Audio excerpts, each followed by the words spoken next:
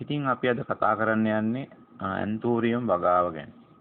ගොඩාක් අය දන්නා මේ වගේ ලස්සනට මල් පලදා වැඩි කරගන්න, එතකොට ගස් වර්ධනය කරගන්න, පැල ලබා ගන්න ගොඩාක් අය භාවිතා කරන රසායනික පොහොර.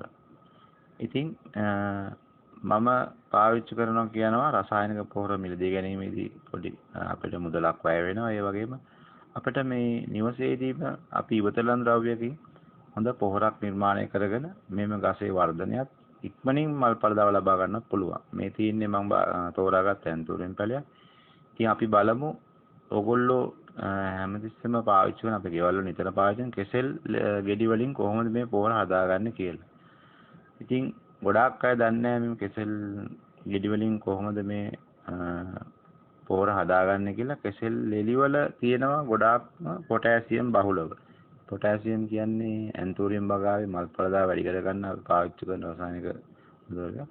ඉතින් මුලින්ම මේ කෙසෙල්ලි ලෙල් ටික අපි තෝරා ගන්නවා. ඊට පස්සේ මෙන්න මේ වගේ කැබලි වලට කපා ගන්න ඕනේ. කෙසෙල් ලෙලි පිටින් යොදන්නත් පුළුවන්. ඊට වඩා ඉක්මනින් අපේ පොහොර හදාගන්න මෙන්න මේ වගේ කැබලි වලට කපා ගන්න පුළුවන්.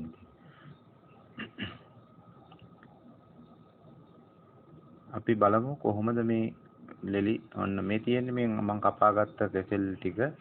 කෙසෙල් ගෙඩි 3-4ක් අපිට දැන්ට භාවිත කරමු නම් ඊට පස්සේ අපි මේ කපාගත්ත කෙසෙල් ලෙලි ටික ඇන්තූරියම් මොලේ මුලට හැම අතට මේ ආකාරයට මෙන්න මේ වගේ පාවිච්චි කරනවා. ඊට පස්සේ අපි වතුර ස්ප්‍රේ කර ගන්න ඕනේ පොඩ්ඩක්.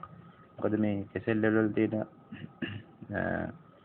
වියලී බව නැති කර ගන්න තමයි පාවිච්චි කරන්නේ. මෙන්න මේ විදිහට අපි කෙසෙල් වල ටික ඇන්තූරියම් පැලට යොදා ගත්තාම අපිට හැමදාම අපි වතුර භාවිතා කරනකොට මේ කෙසෙල් වල තියෙන ද්‍රව්‍ය මේ ගසට උරා ගැනීමේ ශක්තිය දෙනවා. ඉතින් මෙන්න මේ වගේ අපිට ගෙදරදීම පොහොරක් හදාගෙන ඉක්මනින් මල් පලදාව ලබාගෙන මේ වගේ ගස වර්ධනය කර ගන්නත් පුළුවන්. ගොඩාක් අය පාවිච්චි කරන රසායනික පොහොර භාවිතයට වඩා මේ වගේ නිවසේ ඉවතලන ද්‍රව්‍යකින් හොඳ කාබනික පොහොරක් හදාගන්න පුළුවන් නම් ඒක වටිනාකම වැඩි. ඉතින් මේ තියෙන්නේ මම පාවිච්චි කළා අපේ මල් පලදාව. මෙන්න මේ වගේ ලස්සනට මල් හට ගන්න, පැල වර්ධනය කරගන්න අපිට පුළුවන් මෙම කෙසෙල් ලෙලි පොහොර කාබනික පොහොර වශයෙන් භාවිතා කරන්න. ඉතින් මේ වගේ තවත් වීඩියෝ බලන්න සහ දැනුම ලබා ගන්න මගේ YouTube channel එක subscribe කරලා තියාගන්න කියලා ආදරෙන් ඉල්ලා හිටියා.